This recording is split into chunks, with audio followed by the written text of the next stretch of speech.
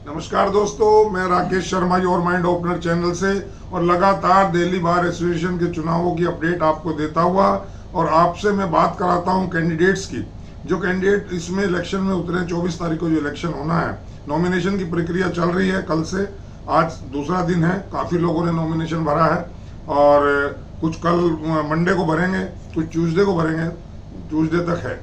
और इसी दौरान में आपके जो सवालात हैं, जो आपकी जो क्वेरीज हैं, जो आपके शंकाएं हैं कैंडिडेट्स को लेकर के, मैं आपकी तरफ से वो सवालात करता हूं कैंडिडेट से और कैंडिडेट जो जवाब देते हैं रूबरू आपके सामने मैं उनको सुनवाता हूं। उसके बाद फैसला आप पर छोड़ता हूं कि आप डिसाइड करें कि कैंडिडेट कितना ईमानदारी से आपके जवाब देता है, कैंडिडेट के अंदर कितनी ईमानदारी है, क्या वो विजन है उसका, क्या उसका मैनिफेस्टो है। आप उनको अंदाजा लगाइए और उसके बाद डिसीजन लीजिए। आज मैं इसी कड़ी में वाइस प्रेसिडेंट की पोस्ट पे जो कंटेस्ट कर रहे हैं श्री दुष्यंत नायक जी, मैं उनसे आपकी बातचीत कराऊंगा, उनको रूबरू कराऊंगा।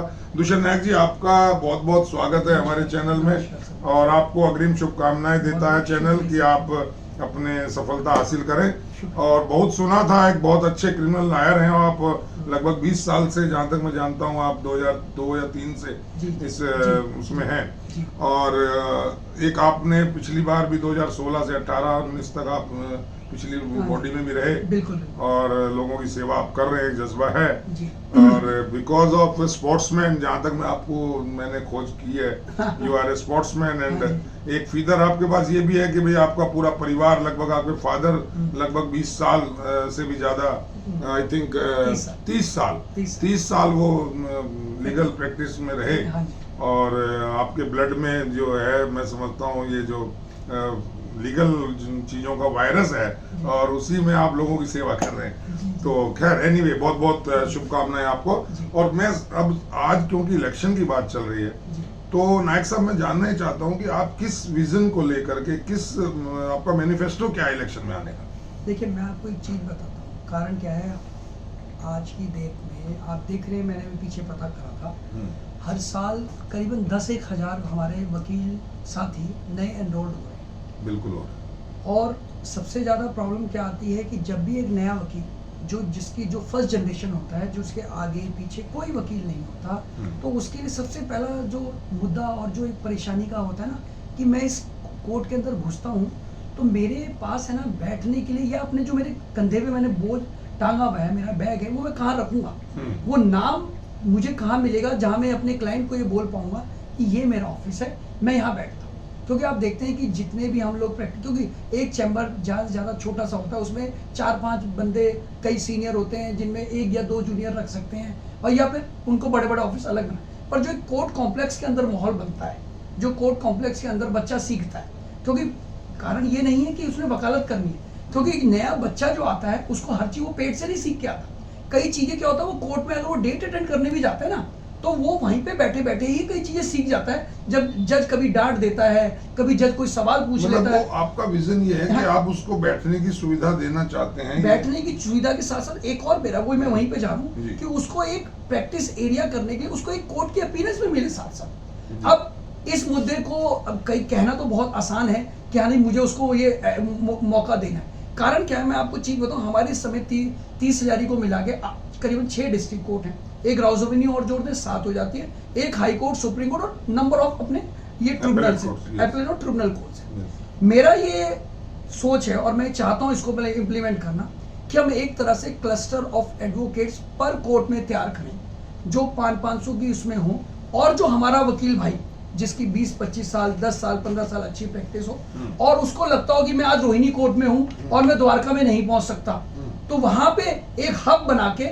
उसमें उस वकील साहब को एक आइए, आपको एक नॉमिनल 500 रुपीज को आपको देना पड़ेगा, और उस हब में से एक वकील को चुन के वहां पे उनकी कोर्ट की डेट अटेंड करने के लिए दी जाए। जो उसका आने जाने का खर्चा वो बच गया, और 500 में उसकी डेट हो गई, और महीने के आखिर में हर बंदे को रोटेशन बेसिस पे काम मिले, उसको एक महीने के तौर पे एक मिल जाए, जिससे उसको किसी के आगे हाथ ना देना पड़े। जो प्लानिंग है, हाँ जी, ये आप समझते हैं कि बाहर में रहकर ही इंप्लीमेंट हो सकती है, वैसे नहीं हो पाएगी। देखिए, कारण क्या है, एक हमारी कोऑर्डिनेशन कमेटी बाहर भी बनी, क्योंकि देखिए मैं बाहर में रह चुका हूँ, इसलिए मुझे उन चीजों का पता है कि बाहर काम तो ये मुद्दा आपने पिछली बार उठाया था। ये देखिए, पिछली बार उठाने की तब होती जब मुझे बार का संचालन का पता चलता। पिछली बार मैंने बार के संचालन को पता लगाए कि किस तरह संचालित होती है। 2 साल में आपने सिर्फ संचालन देख पाया कि ये क्या गल्लुआरा है, क्या करते हैं ये लोग। देखिए सबसे बड़ी बात, देखिए आप ये Means there is some mystery in the working of bar. मैं आपको चीज बताता हूँ, आपको एक चीज बताऊँ, बीइंग मैं देखिए मैं क्रिकेटर हूँ, इस लीगल फ्रेटर्निटी के अंदर कोई भी ऐसा बंदा मैं सोचता हूँ जो क्रिकेट खेलता हो या जो खेल से जुड़ा हो वो दुष्यंत नायक को ना जानता हूँ। मैं इसको घमंड नहीं कह रहा, मैं सबका प्यार की बात कर रहा हूँ। उसी तरीके से मैंने उस समय एक मुद्दा उठाया था, मैंने कहा हमें खेल से जोड़ना चाहिए। एक खेल का कोई ना कोई किसी ना मैं कहता हूँ क्रिकेट मत कराओ, आप टेबल टेनिस कराओ, बैडमिंटन, वो होते भी हैं, पर वो क्या होता है वो अपने अपनी जगह पे होते हैं। वो कुछ गिने चुने जो लोग बैडमिंटन खेलते हैं, जो जैसे क्लब में गए, उन्हीं को खेलने का मौका दिया। ये एक यूनिवर्सली, यानी अगर 30,000 को तो कम से कम एटलीस्ट पूरी 30,000 को तो खेलने का मौका मिले।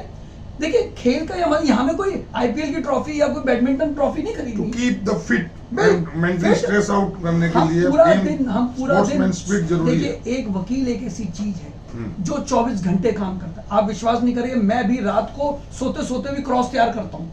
इसी तरीके से हर वकील जो अपना केस अगले दिन जिसने तैयार करना होता है वो रात को भी 2-2 बजे तक 3 दिन क्लाइंट उसको सिर्फ केस बनाने के पैसे देता है। इससे स्ट्रेस बढ़ती है, बस मेंटल टेंशन उस स्ट्रेस को खत्म करने के लिए ये जरूरी है। और उसी तरीके से एक नए बच्चे को उसको फील्ड में उतारने के लिए कहते हैं ना जैसे प्रैक्टिस करानी पड़ती है। इसके लिए आप क्या करवाएंगे, मतलब क्या चीज? मेरा सबसे पहला ये वगैरह की कोई प्लानिंग? देखिए जिम की प्लानिंग है। मैं देखिए मैं ये सब हर कोई बोलता है मैं जिम बनवाऊंगा, ये बनवाऊंगा, ये करूंगा, वो करूंगा। आप भी ये जानते हैं कि बार में जब भी एक अधिकारी पहुंचता है तो सबसे ज्यादा उसका उसमें जो वर्चस्व उसका होता है वो सेक्रेटरी और प्रेसिडेंट का होता है। पर क्योंकि इस बार मैं वाइस प्रेसिडेंट पे आ रहा हूँ तो मुझे ऐसा लगता है कि मैं वो जो बात अपनी पिछली बार आराम से या ढंग से नहीं रख पाया या नहीं मानी, वो मैं मनवाने में कामयाब हो जाऊंगा, क्योंकि मेरा सही रहेगा। तो वही बातें हम जानना चाहते हैं, क्या क्या मनवाएंगे? एक तो आप चाहेंगे कि यहाँ गेम्स का सिस्टम, स्ट्रेस खत्म करने के लिए जिम, गेम्स को सबसे ज्यादा बढ़ावा देने की जरूरत है, क्योंकि वो हमारी हिंदुस्तान की सरकार भी कह रही है। ये जो मैचेस वगैरह होते कई बार हमने सुना है कि जजेस वर्सेस ये शोषागिरी, इट्स नॉट। नहीं ये देखिए जी, मैं इस बारे में मैं कोई कमेंट नहीं करना चाहूंगा। वो शोषागिरी नहीं होती, ये एक तरह बार और बेंच की रिलेशनशिप को मजबूत करने के लिए की जाती है। पर इसको क्या है, ये ओकेजनल बेसिस पे नहीं होना चाहिए, इसको बहुत फ्रीक्वेंट मैनर में मुझे लगता है 30,000 में ऐसा कोई सिस्टम देखिए मैं पिछले 10 सालों में ये चीज कहीं भी नहीं देख रहा, पिछले 10 सालों में कहीं नहीं देख रहा। उससे पहले रहते होंगे हाई कोर्ट वगैरह में होते हैं, डिफरेंट कोर्ट्स में होते हैं। और मैं इस चीज को आपको एक और बात बताऊं कि सिर्फ खेल, देखिए कहते हैं ना खाली पेट है ना भजन नहीं होता। हमें अपने यंगस्टर्स के लिए, उनके लिए कहीं ना कहीं हम कहते हैं ये उनको 3,000 स्टाइपेंड देंगे, 5,000 स्टाइपेंड दे सकते हो, ठीक है चलो। पर एक जो स्वाभिमानी आदमी कहता है मैं कुछ करके लेना चाहता हूँ, करके कमाना चाहता हूँ, मैं करके कमाना चाहता हूँ। तो मेरे लिए इसलिए वो मैं उस हब पे मैं ज्यादा ध्यान देना चाहता हूँ। वो जो हब है वो उनको मिलना चाहिए, वो उनका अधिकार है। और वो हब उनको भीख नहीं चाहिए ना, उनको किसी की फाइनेंशियली कोई आदमी का स्टेटस कोई वो कम हो या किसी को जरूरत पड़ जाए, we have to maintain the dignity of freshers। बस देखिए अभी पीछे हमारे उसमें जब पीछे कोरोना काल में जब हुआ, लोगों को पहले उन्होंने वो थैलियां बांटी हो गई, बाद में उन्होंने कार्ड वाला सिस्टम कर दिया। ठीक है इंप्रूवमेंट हुई ना, कार्ड वाले से हुई, अपना बंदा जाके उस बात ले। पर वो जो थैली वाला बट रहा था तो हमारी कहीं ना कहीं हमारे वकील भाइयों का उसमें नामोशी हो रही थी, जो वो गलत हो रहा। तो नायक साहब, आपने लगभग 20 वर्षों का आपका ये लगभग यहाँ अनुभव है जी। मैं कोई भी वोटर जानना चाहता है, कोई भी ऐसा 1-2 काम 3 आप बताएं जो आपने वेलफेयर ऑफ एडवोकेट्स के लिए एट लार्ज कोई ऐसा किया हो या किसी मुहिम में आप हिस्सा रहे हो। देखिए मैं आपको एक चीज बताऊं, ये मुझे ज्यादा इस बारे में नॉलेज नहीं, क्योंकि हमारे पिताजी के टाइम से मैं आपको हमने उनको देखा है। उनके लिए एक बार यहाँ 30 दिन की हड़ताल भी होती। उस समय हमारे श्री वेद प्रकाश शर्मा जी हमारे शायद सेक्रेटरी थे या प्रेसिडेंट थे, मुझे ज़्यादा इस बारे में नहीं। पर मुझे वो एक बार सर ने, वेद प्रकाश शर्मा सर ने बताया कि आपके पिताजी के लिए 30 दिन की हड़ताल करी। दूसरी बात है, अब रही मेरे करने की बात। कारण क्या होता है, देखिए हड़ताल करा के या करने के लिए तो मैं नहीं बना हूँ, पर मैंने एक अपने लिए अंदर एक अपने साथ एक मुहिम बना रखी है।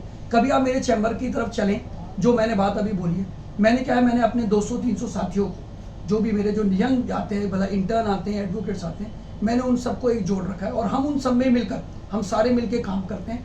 और इसीलिए आप कभी मेरा बोर्ड देखेंगे, कई लोग मुझे कहते हैं कि आपने डी कंपनी नाम से बना रखा है। मैंने डी कंपनी मैंने नहीं बनाया, हमारा कारण कि परिवार इतना बढ़ गया कि वो बोर्ड छोटा हो गया। तो अब उसमें 200 नाम समा गए हैं, अभी भी 60 नाम लाइन में हैं कि वो लोग मुझे आगे तो भाई नहीं, साहब पर हम जैसे एडवोकेट तो डर जाते हैं, डी कंपनी इनसे बात मत करो, इनका दाऊद दाऊद से लिखो होगा, बड़े क्रिमिनल लॉयर हैं, बड़े बड़े हैवी क्रिमिनल्स हैं, इसलिए डी कंपनी रखा है। देखिए ये ऐसा कुछ नहीं है। डी कंपनी का सबसे बड़ी बात है कि 2014 में ये मेरे हमारे राणा साहब, हिमांशु, प्रेम और गणेश, ये 4 बंदे थे। इन लोगों ने इस चीज का शुरुआत करी। एक हमने छोटा सा फंक्शन किया था, तो उस दिन हमने, उस समय नया नया व्हाट्सएप आया था, तो एक ग्रुप का नाम बनाना था, तो करते करते करते उन्होंने कहा डी डी डी करते हुए क्या करते, वो डी कंपनी बन गया। तो फिर वो लोग जुड़ने लग गए। तो इसे दुष्यंत कंपनी कम समझते हैं, इसे वो दाऊद कंपनी ज्यादा समझते हैं। नहीं, वो आप कह सकते हैं, पर इसका दाऊद से कोई लेना देना आम वोटर यही समझ रहा है कि भाई मैं लाऊं तो यहाँ दाऊद का कोई नहीं, इसका हमारा सिंपल है कि we are practitioner, thorough practitioner. 20 साल से मैं प्रैक्टिस कर रहा हूँ। ऑल्दो मैं 30,000 कोर्ट में सन 94 से 12वीं करने के बाद अपने पिताजी के साथ आना चालू कर दिया था। तो करते करते उसी का है कि मैं थोड़ा बहुत सीख गया और उनका आशीर्वाद मुझे पूरा। अच्छा नायक साहब, एक बात बताएं, जब आपके फादर भी थे प्रैक्टिस में, आप आए 2003 में, जी, तो उस वक्त जो बार की पोजीशन आप देखते थे, बीइंग मतलब फ्रेशर, और बार के लोगों की जो प्रेसिडेंट, सेक्रेटरी, उनकी इज्जत या उनके प्रति लोगों का सम्मान जो था, वो और आज आप पिछली बार में भी रहे, क्या वो उतना रह पाया है या बढ़ा है या आपकी नजरों में कम हो गया? देखिए मैं आपको चीज बताऊं, जैसे एक इंडस्ट्री बन गई है ना, वो अब कहते हैं ना किसी भी चीज का कमर्शलाइज हो जाना, आज ये जो हमारी नेतागिरी वो कमर्शलाइज हो गई है।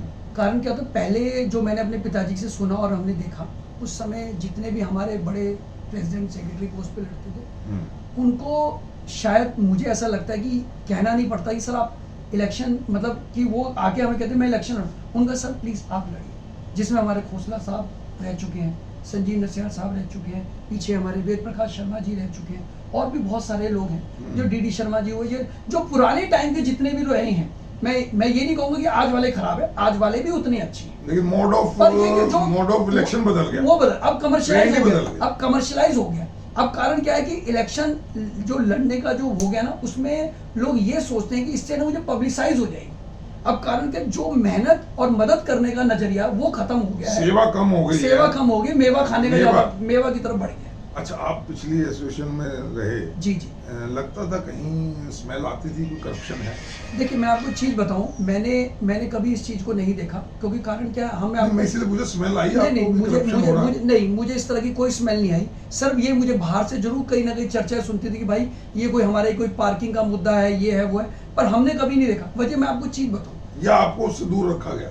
हमें तो देखिए सीधी सी मैं आपको, आप ये भी कह सकते हैं दूर रखा गया, हमारी नॉलेज में नहीं। मैं आपको चीज बताऊं, उसका दूसरा एक चीज और बताता हूँ। देखिए जब भी कोई आदमी यहाँ पे पहुँचता है, यहाँ पे अपनी किसी भी पद पे पहुँचता है, तो उसके साथ कई लोग उसके अपने खास जुड़ते हैं, और कोई तो आदमी कहीं ना कहीं उन लोगों की मदद करने के लिए तो जो जरूरतमंद है और उनको नजरअंदाज कर जाता है। तो जो मुझे लगता है वो गलत बात है, बिल्कुल, जो क्योंकि वो यूनिवर्सल होना चाहिए, जिसका नंबर पहले है उसको पहले आना चाहिए, भला वो सीट अलॉटमेंट। और मैं आप भी कैंडिडेट हैं और वाइस प्रेसिडेंट के कैंडिडेट हैं जी। पिछले कुछ दिनों से मैं देख रहा हूँ गेट पर कैंडिडेट्स लाइन लगा खड़े हो जाते हैं, शाम को भी उधर एग्जिट गेट के पास सारे लाइन में लगा के और हाथ जोड़े, जिसको भी देखते हैं सर हम,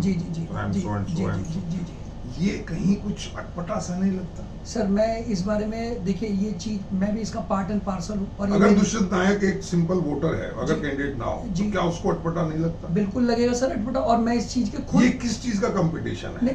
अगर प्रेसिडेंट के कैंडिडेट को या वाइस प्रेसिडेंट के कैंडिडेट को या सेक्रेटरी के कैंडिडेट को लोगों को बताना पड़े कि I am Dushyant Nayak, I am so and so, please vote for me, और मैं हाथ जोड़ रहा हूँ, मुझे आप वोट दें, तो ये कहीं कोई डिग्रेडेशन नहीं है? ये डिग्रेडेशन की वजह बता देता हूँ। ये डिग्रेडेशन की वजह इसलिए है क्योंकि नॉन प्रैक्टिशनर एडवोकेट इलेक्शन लड़ रहा है। मैं आपको बात, अगर प्रैक्टिशनर एडवोकेट इलेक्शन लड़ेगा उसको जरूर, देखिए मैं आपको चीज, आप कोर्ट के अंदर जाएंगे, आप किसी भी कोर्ट में, मैं ये नहीं कह रहा 30,000 में इलेक्शन है, आप जब नॉन प्रैक्टिशनर एडवोकेट करेगा वो लाइन लगा के खड़ा होगा। मैं आपको एक चीज इस बात को बता देता हूँ, क्योंकि वजह कारण क्या होती है कि आदमी एक तो वोट देने वाला और वोट पाने वाला, जब दोनों नॉन प्रैक्टिशनर हो जाएगा ना, तब प्रॉब्लम हो जाए। आप एक चीज देखिए, आज की डेट में अगर आप उस वोटर लिस्ट को चेक करते हैं, आप उस वोटर लिस्ट को देखेंगे, आप उसमें से, मैं आई एम डैम श्योर कि अगर वो 5417 बंदों की जो मैंने मेरे हिसाब से मैं अगर बिल्कुल सही बोल रहा हूँ 5000, तो उसमें से कितना बंदा है जो 30 यारी में आता है? बहुत सही पकड़े हो, नॉट मोर देन 1700 और 1500। बस अब जो बाकी का 3000 बंदा रह जो गया, मेरी नॉलेज में है, मैं भी रहा you are absolute correct. Plus में लगाया तो 2000 से ज्यादा नहीं। बस तो उसके अलावा जो बाकी 3000 बंदा है, आप उसको कैसे कांटेक्ट करें? या तो आपके पास एक चारा रह गया कि आप व्हाट्सएप ग्रुप बनाए उनको करें, या आप उनको एसएमएस करें, देर सवेर उनको कॉल करें। हमारी प्रॉब्लम ही यही है कि हम हाईजैक अपनी वजह से नहीं है, ये वोटर्स की वजह से हाईजैक हो रहे हैं। And it should be stopped. It should be stop. मैं ये कह रहा हूँ कि आप अगर प्रैक्टिस करते हैं और सारी चीजें, प्रैक्टिशनर एडवोकेट को आना चाहिए। प्रैक्टिशनर एडवोकेट ही प्रैक्टिशनर एडवोकेट की प्रॉब्लम समझ सकता है। एग्जैक्टली क्योंकि कारण क्या है ना, कोई बंदा जो अगर कोर्ट के अंदर घुसा ही नहीं, जिसने, अब देखिए कई बार क्या होता है हमारे साथ होता है, हम कोर्ट के अंदर खड़े होते हैं, जज साहब बोलते हैं वकील को बुला लो। अगर हमने उस समय ये ना खड़े होकर बोला सर वकील साहब बोलिए ना प्लीज, हम भी बोलते हैं जज साहब के कमरे में चले जाइए। क्योंकि अगर ये किसको पता होगा। आपने पॉइंट पकड़ा। हाँ जी। इन 20 सालों में जी, आपके टेन्योर की बात कर जी, बेंच और बार में के बीच में या एडवोकेट एंड जजेस के बीच में जो बिहेवियर है, जो रिस्पेक्ट होनी चाहिए, वो डिग्रेड हुआ। देखिए मैं कह रहा हूँ जी, वो डिग्रेड नहीं हुआ है। सिर्फ फर्क क्या हुआ है कि जो वकील वकालत करे बिना डायरेक्ट जज बन गए ना, वहां पे प्रॉब्लम है। आज भी जो भी पुराने वकील जो जज बने हुए हैं वो हमारा उतना ही सम्मान करते हैं। इवन द नए वाले भी जो थोड़े दिन प्रैक्टिस करके ना, मैं बताऊं रिसेंटली मैं पीछे 1-2 कोर्टों में अपियर हूँ वो, लेकिन वोटर एक आरोप लगाता है। हाँ, मैं भी और भी, हाँ जी, वो ये कहता है कि जजेस को जो उनका मतलब दिमाग इतना हाई हो गया कि वो हमारी रेस्पेक्ट नहीं करते हैं जी। उसमें कहीं ना कहीं एसोसिएशन के जो ऑफिस मिरर है उनकी बटरिंग या उनके शेयर पे भी इतना काम। देखिए मैं उस चीज का, मैं देखिए हमारा जो पिछला टर्म था उस समय तलवंत सिंह जी थे प्रेसिडेंट साहब, और सॉरी अपने डीजे साहब थे, तो उनसे हमारी इस बार उन्होंने स्पेशल एक गाइडलाइंस इशू करी थी सारे जजेस के, और वो हमने ही कह के करवाई थी कि सर ये इस तरह की कारण क्या है कि कभी कभी क्या होता है कि कई बार क्या होता है आपकी पहली कॉल में डिसमिस कर देते हैं, कई बार ये होता है कि खुद ही लेट बैठते हैं, और भाई कोई एक वकील भाई हमारा बैठा हुआ है, उसका एक केस पता चला रोहिणी में मैटर लगा हुआ है और 30,000 बताइए 30,000 में जज साहब 10:30 बजे बैठे, वो बेचारा वहाँ क्लाइंट 11 बजे उसको बुला रहा है। तो उस तरह की परेशानी के लिए हमने एक बार बात उठाई थी। ये जरूरी है कि जब भी एक नई बार आए, जब भी है, तो वो इस चीज में क्या है कि इवन देन पुलिस के साथ भी और अपने जो कोर्ट से भी, वहां पे हमें एक बार जाके उनसे है ना प्रॉपरली एक, जैसे हम कहते हैं सेमिनार, जनरली क्या होता है हमारे सेमिनार क्या होते हैं, हाँ जी ठीक है जी आज है ना लीगल उस पर बोलेंगे, आज इस पर, मैं तो सेमिनार इस चीज पे होना कि ये जज साहब को बुला के जो प्रॉब्लम रूल्स में है वो सॉल्यूशन पे आनी चाहिए। मैं कहता हूं प्रॉपर, अगर दुष्यंत नायक जी वाइस प्रेसिडेंट बनते हैं जी जी, तो क्या ये जो बेसिक प्रॉब्लम्स हैं जी मेरा दैट कैन बी सॉल्व, मेरा रिजॉल्व, उनको रिजोल्यूशन हो सकता है। देखिए जी मैं उस तरफ ही बढ़ने की कोशिश करूंगा। कारण क्या है, मेरा तो मकसद ये है, देखिए कारण क्या है, भगवान की दुआ से 3rd जनरेशन लॉयर मेरी ऑलरेडी आ चुकी है, पिताजी की लेगेसी साथ चलती है, मैं अपनी तरफ से मेरी भी बहुत अच्छी क्रिमिनल प्रैक्टिस और सिविल दोनों बढ़िया करते हैं। I am an master in cross examination. Secondly क्योंकि जब आदमी प्रैक्टिस करता है ना तो वो आदमी प्रैक्टिशनर की समझ सकता है। मुझे कोर्ट के अंदर या कोर्ट के जज साहब को या उनके स्टाफ को ये बताने की बहुत सख्त जरूरत है कि ये जो वकील बैठा है, जो ये बिलबिला रहा है, पसीने पर फड़फड़ा रहा है, ये इसलिए नहीं कि उसको पता है 11 बजे अगर वो अपने क्लाइंट के पास नहीं पहुंचा तो उस बेचारे की आज के फीस मर जाएगी, क्यों कहेगा वकील साहब आप आए नहीं, मैं तो डेट लेके चला गया। अब ये वाली बात तो वही बता सकता है जिसने प्रैक्टिस करी हो। कहीं सिस्टम में बदलाव, या तो टाइमिंग बता दिया, कुछ केसेस 2 बजे के बाद लगे, कुछ केसेस 12 बजे लगे, अब सुबह 10 बजे वकील चला गया कोर्ट में, बैठा नंबर आ रहा 3 बजे 4 बजे आ रहा। ये जो एक प्रॉब्लम है ना जी, ये प्रॉब्लम मैंने जो आपको 4 सॉल्यूशन दिए ना, सारे सॉल्यूशन एक साथ चलते हैं। पहला सॉल्यूशन कि अगर आप प्रैक्टिशनर को चुनेंगे तो आपको ये पता चलेगा वो आपकी प्रॉब्लम समझेगा। सेकंड, जब आप जज साहब के सामने प्रैक्टिकल बात बताएं, अभी मैं आपको चीज बताऊं, मेरा रिसेंट टाइम तो नहीं होता ज्यादा, नहीं आप एक रिसेंट मैंने उसमें मैंने जज साहब को कहा सर मैंने केस विड्रॉ, मेरी उसने जज साहब ने मुझे बोला, एक महिला कोर्ट थी, मैं पेश हुआ, उसमें उन्होंने बोला कि वकील साहब ये आपकी क्लाइंट तो आने नहीं है, तो आप ना केस को ना विड्रॉ कर लीजिए। मैं sorry sir I can't withdraw. तो कहते सर फिर मैं डिसमिस कर देता हूँ, DID मैंने कर दीजिए, but you have to mention my presence. कहते व्हाई? तो मैंने कहा ऐसा है कि मैडम मैं अपीयर हो रहा हूँ, मैं अपीयर हो रहा हूँ और कल को क्लाइंट कहेगी सर आप अपीयर नहीं हो इसलिए DID हुआ है। तो कहती सर ऐसा भी हो जाता है? अब शी इज नॉट अवेयर कि ना जो प्रैक्टिकल एस्पेक्ट्स है वो क्या है, तो उसने शी वाज सो मतलब हेल्पफुल, उसने स्पेशल पूरे मेंशन करा कि from the last 2-3 hearings applicant is complaint not present, that's why and the council is present there and he is already told you I am not able to, और उसने accordingly order करा। तो this is the thing. अब ये practical thing है। ऐसे ही जब आप कोई वकील भाई हमारा यहाँ पे परेशान हो रहा है, अगर वो हमारा हब तैयार हो तो वहाँ पे उसको फोन कर सके, प्लीज मेरे लिए चल, मेरे क्लाइंट को फ्लाइट से 10,000 रुपए मिलने भी तो कम से कम एक का पेट भरेगा और एक का यंग लॉयर्स चैनलाइज हो जाएगा सारी चीज। एक सबसे बड़ी प्रॉब्लम जो आती है बाद में, जो ये आरसी लोकल कमिश्नर अपॉइंट होते हैं, ये आरोप लगता रहता है कि इसमें नेपोटिज्म चलता है, भाई भतीजावाद या अप्रोच चलती है जान पे, उसके बारे में कुछ आप सर मैं आपको मैं सब चीज़ों को मैं आपको घूम फिर के एक ही बात बताऊँ सर। कारण क्या है कि है ना, ये अपॉइंट कैसे होती है। देखो हर किसी को पता है कि जज साहब को कार्ड दे दो, आप लोकल कमिश्नर अपॉइंट दे दो। भाई अगर आप रेगुलर बेसिस पे, मैंने आपको ना 500 हब आप बनाइए ना, उसमें से हमारा ही तो काम होगा कि आज इस कोर्ट में जाते सर ये आज आपको 100 कार्ड दिए हैं, ये 100 नाम दिए हैं और ये जरूरतमंद है, इनमें से ठीक है। अगर देखिए मैं आपको चीज, कई बार बहुत सारे प्रेशर ऐसे होते हैं जिन्हें आप चाहकर भी अवॉइड नहीं कर सकते जी। हम ये नहीं कहते कि आप अपने, पर कम से कम 10 अपने तो 5 हमारे भी तो करके दो, क्योंकि साल भर में प्रैक्टिकल अप्रोच मेरा सिंपल, मैं ये नहीं कहता कि ये मैंने बहुत समय ले लिया और मैं आपसे ये जानना चाह रहा था बस शॉर्ट में जी बेसिक जो आपने यहाँ प्रॉब्लम देखी महसूस की होंगी, 30 जारी में आपका चैम्बर भी है, प्रैक्टिस भी आप कर रहे हैं, कोई मोटी मोटी सी 2-3 प्रॉब्लम आपकी नजरों में ऐसी हैं जो आप अगर वाइस प्रेसिडेंट बन के आते हैं तो आप उन पे सबसे पहले काम करें? देखिए मेरा सबसे बड़ा फोकस अपने यंगस्टर भाइयों के लिए, वजह उनका कारण क्या है कि उनके बिना मैं नहीं चल सकता। नंबर 2, दूसरा नंबर हुआ हमारा ये है कि एक सिस्टम ऐसा होना चाहिए कि ना जो एक स्वाभिमान के साथ उनको खाना पीना और उनकी कमाई होनी चाहिए। थर्ड सबसे इम्पोर्टेंट, हमारे यहाँ पार्किंग की बहुत बड़ी समस्या है। आप ये चीज देख रहे होंगे कि सुबह शाम ये ऐसी पार्किंग हो जाती है, तो उसके लिए हमें एक रेगुलराइज सिस्टम तरीके से चलना पड़ेगा। एग्जिट और एंट्री एक ना रख के अलग अलग करनी पड़ेगी, और ये तीनों जगह चाहिए। और एक मुद्दा देखिए, हमारी लेडीज एडवोकेट्स के साथ भी है। कारण क्या होता है कि हर जगह, वैसे तो भगवान की दुआ से हमारे ये PWD और बार की मदद से हर जगह लेडीज बार रूम्स वगैरह बने हैं, पर कई मैंने देखा कि लेडीज वगैरह ना मैरिड भी हैं, उनके बच्चे भी, क्रच वगैरह की फैसिलिटी प्रॉपर, एक उनको क्या कहते हैं फूड, वो एक हाइजीनिक कंडीशंस उनको प्रोवाइड की, वो बहुत जरूरी। ये 3 है, और बाकी देखिए हमारे सीनियर्स हैं, वो तो बहुत सारी प्रॉब्लम चलते हैं। तो सुना दोस्तों, ये बात कर रहे हैं दुष्यंत नायक जी, कॉन्टेस्ट कर रहे हैं वाइस प्रेसिडेंट के लिए, और मैं कहूँगा एक लाइन में अगर मैं कहूँ अपने वोटर भाई बहनों से, आप कोई अपील अपने लेवल पे, being Dushyant Nayak contesting for vice president, क्या अपील करना चाहेंगे? देखिए दोस्तों, मैं सिर्फ एक है, आप जिसे भी चुने जो आपको अच्छा लगे, पर ये देखिए कि चुनने से पहले देखिए कि वो आपकी मदद कहाँ और किस लेवल तक कर सकता है। क्योंकि अगर आप प्रैक्टिशनर को चुनोगे तो आपकी प्रॉब्लम सॉर्ट आउट होगी, और आपने एक नेता को चुनना है तो वो आपकी मर्जी। तो सुना दोस्तों आपने, इन्होंने बड़ी साफ गोई से बात की, इनके जो मुद्दे थे आपने सुने। नाउ डिसाइड आपने करना है, मुझे करना है।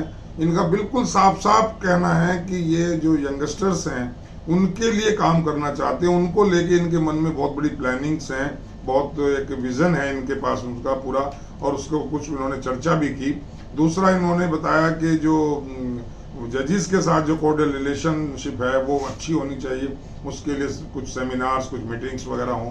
तो ये जो चीज़ें इन्होंने बताई हैं, ये आप अपने दोबारा सुनिए, 2 बार सुनिए, 3 बार सुनिए, और फिर डिसाइड कीजिएगा कि जो अदर कंटेस्टेंट हैं। हाँ, मैं इन्हीं से चलो एक बात पूछ लेता हूँ आपके पास में उससे, नायक जी, इसमें आपकी पोस्ट पे करीबन 8 या 9 लोग कॉन्टेस्ट कर रहे हैं। अब बीइंग वोटर राकेश शर्मा के सामने समस्या ये आती है कि बातें तो सब बहुत बढ़िया बढ़िया कर रहे हैं, चिकनी चुपड़ी भी कर रहे हैं, सब्ज बाग भी दिखा रहे हैं, तो जो बहुत पुराने जानकार हैं आपके वो तो आपको जानते हैं या और कैंडिडेट्स को जानते हैं, जो अभी 20 में एनरोल हुआ है या 21 में एनरोल हुआ है, उसको नहीं पता लग पा रहा कि दुष्यंत जी कौन है, वो कितना सच बोल पा रहे हैं, और XYZ ABC वो कौन लोग हैं जो अपनी अपनी बात कर रहे हैं और बड़ा हाथ जोड़ के बात कर रहे हैं, मुस्कुरा रहे हैं। तो कोई एक ऐसी खूबी आप अपने अंदर बताइए जो मुझे मजबूर करे कि साहब दुष्यंत नायक जी में ये क्वालिटी एक्स्ट्रा है, ये अलग से है, इसलिए मैं उनको इग्नोर करके आपको वोट दूं। देखिए मैं आपको सिर्फ एक लाइन में बताऊंगा। हाँ, एक ही लाइन चाहिए। एक लाइन में यही बताऊंगा कि आप उस चीज का जो मेरे से आप पूछ रहे हैं ना, वो मेरे चैम्बर में आके जान सकते हैं कि मैं सिर्फ और सिर्फ ये चाहता हूं कि जो नया बच्चा आए उस वकील भाई को ये ना लगे कि मेरे सर पे छत नहीं है, मेरे पास बैग रखने की जगह नहीं। मैं सिर्फ और सिर्फ अपने हर एक नए आते हुए भाई के साथ हूं और जिंदगी भर रहूंगा। बहुत बहुत धन्यवाद दुष्यंत नायक जी आपका। तो दोस्तों, इसी तरह की बातचीत हम लगातार जारी रखेंगे। कोशिश कर रहे हैं जितने भी कंटेस्टेंट्स हैं उनसे आपकी बात कराऊं, कोशिश कर रहा हूं, उनको अप्रोच कर रहा हूं। जो लोग आना चाहते हैं, जिनके पास कुछ विजन है, वो आ भी रहे हैं। जिनके पास कुछ नहीं है, केवल थोती राजनीति कर रहे हैं, वो शायद आने में हिचकिचा रहे हैं। But I will try my best कि मैं उनकी आपके सामने बातचीत करा पाऊं, और इसी क्रम को जारी रखेंगे। आज के लिए इतना ही दोस्तों। जय हिंद, जय भारत।